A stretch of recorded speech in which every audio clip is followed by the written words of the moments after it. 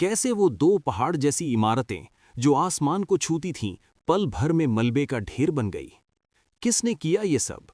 ये सिर्फ इमारतों का गिरना नहीं था, ये ताकत, सुरक्षा और इंसानियत के भ्रम का टूटना था। आखिर उस दिन हुआ क्या था? आइए जानते हैं इस वीडियो में। 11 सितंबर 2001 की सुबह न्यूयॉर्क शहर में बिल्कुल आम दिनों जैसी शुरू हुई थी। लोग अपनी रोज़मर्रा की ज़िंदगी में मशगूल थे। कोई दफ्तर जाने की जल्दी में था, कोई कॉफ़ी हाथ में लिए सबवे की सीढ़ियां उतर रहा था, और वर्ल्ड ट्रेड सेंटर के ट्विन टावर्स अपनी पूरी शान, अज़मत और बुलंदी के साथ आसमान में खड़े थे। ये टावर्स सिर्फ बड़ी इमारतें नहीं थे, बल्कि अमेरिका की माशी ताकत, उसकी सियासी पहचान और उसकी सुपर पावर वाली छवि की एक बड़ी अलामत माने जाते थे। हज़ारों लोग हर दिन की तरह उन इमारतों में दाखिल हो रहे थे, और किसी के जहन में ये ख्याल भी नहीं था कि कुछ ही लम्हों बाद यही जगह क़यामत जैसा मंजर पेश करने वाली है। सुबह ठीक 8:46 AM पर अचानक एक ज़ोरदार धमाका हुआ।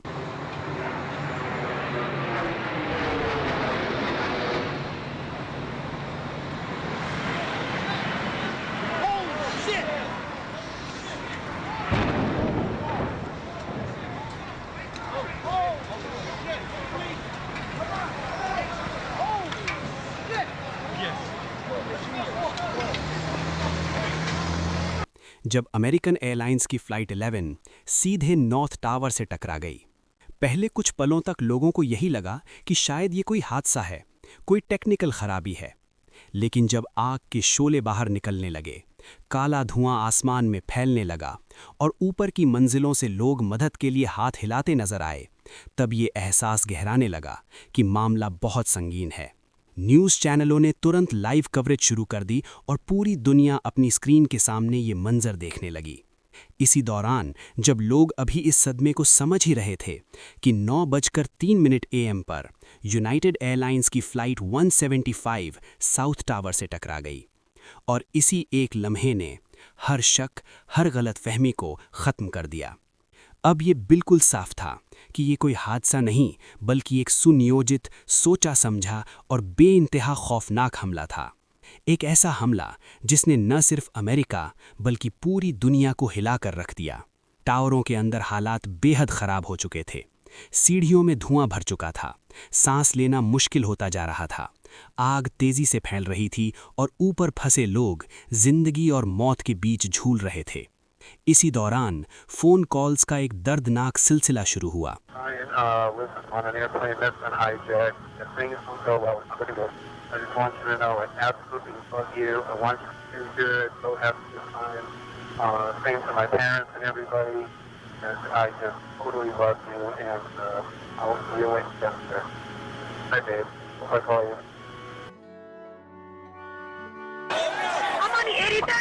I'm gonna die, aren't I? No. Say I'm gonna die. Ma'am, say your prayers. We're gonna think positive because you gotta help each other get off the floor. Now. लोग अपने अजीज़ों से आखिरी बार बात कर रहे थे। कोई अपनी माँ से माफ़ी मांग रहा था, कोई अपने बच्चों का ख्याल रखने की बात कर रहा था, और कोई सिर्फ ये कह रहा था कि वो अपने परिवार से बहुत मोहब्बत करता है। ये आवाज़ें आज भी रिकॉर्ड में मौजूद हैं और इंसान के दिल को आज भी हिला देती हैं। बाहर की तरफ फायर फाइटर्स, पुलिस और रेस्क्यू वर्कर्स अपनी जान की परवाह किए बिना उन जलती हुई इमारतों की तरफ बढ़ रहे थे। उन्हें इस बात का पूरा अंदाज़ा था कि शायद वे वापस न लौटें। फिर भी इंसानियत का फ़र्ज़ उनके डर से बड़ा था। वे ऊपर जा रहे थे जब बाकी सब नीचे आ रहे थे, और यही वजह है कि आज भी उन्हें असली हीरो कहा जाता है। 9:59 AM पर वो लम्हा आया जब साउथ टावर अचानक भरभराकर ज़मीन पर गिर पड़ा। कुछ ही सेकंड्स में एक विशाल इमारत मलबे और धूल में बदल गई। आसमान पर राख का बादल छा गया। न्यूयॉर्क की सड़कों पर अंधेरा सा फैल गया और लोग समझ ही नहीं पा रहे थे कि उनके सामने क्या हो गया। और जब दुनिया अभी इस सदमे से उबर भी नहीं पाई थी कि 10:28 AM पर नॉर्थ टावर भी उसी तरह गिर गया। वो टावर्स जिन्हें अजेय समझा जाता था, जो ताकत और सुरक्षा की निशानी थे, एक ही दिन में इतिहास बन चुके थे। इसी दिन हमलों की ये कहानी यहीं ख़त्म नहीं हुई। वॉशिंगटन DC में पेंटागन पर भी एक विमान टकराया, जिसने ये साबित कर दिया कि निशाना सिर्फ न्यूयॉर्क नहीं बल्कि पूरे अमेरिका की सियासी और फौजी ताकत थी। वहीं एक और कहानी पेंसिल्वेनिया के खुले मैदानों में लिखी जा रही थी, जहां फ्लाइट 93 में सवार मुसाफिरों ने ये जान लिया था कि उनका जहाज भी एक हथियार की तरह इस्तेमाल किया जाने वाला है। उस एहसास के बाद उन्होंने डर के आगे झुकने के बजाय मुकाबला करने का फैसला किया। उन्होंने आतंकियों के खिलाफ आवाज़ उठाई, जहाज का कंट्रोल वापस लेने की कोशिश की और अपनी जान की कुर्बानी देकर अनगिनत बेगुनाह जिंदगियों को बचा लिया। ये इंसानी हिम्मत, जज्बे और कुर्बानी की ऐसी मिसाल है जिसे दुनिया कभी नहीं भूल सकती। इस पूरे हमले की साजिश का मास्टरमाइंड उसामा बिन लादेन था। वह आतंकी संगठन अल कायदा का सरगना था। उसी ने इस हमले की योजना, तैयारी और हुक्म दिया।